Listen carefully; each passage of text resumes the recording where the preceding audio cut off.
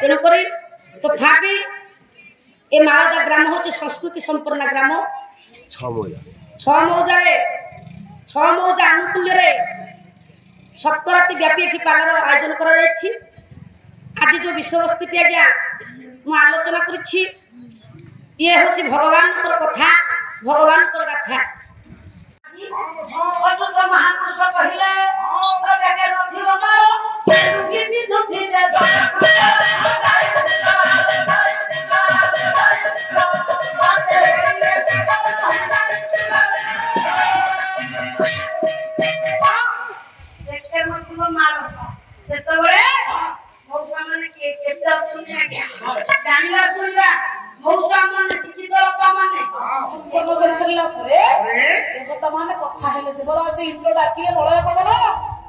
भगवान ब्रह्मांड बुझे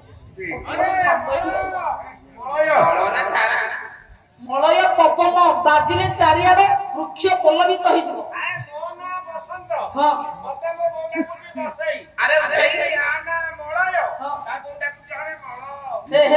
पंडित देवराज इंद्र डाकिले मलय पवन ब्रह्मांड को ब्रह्मजीव टी अभ्यर्थना स्वागत टी करने जाओ गोटे तो छांद पंडित गाइबा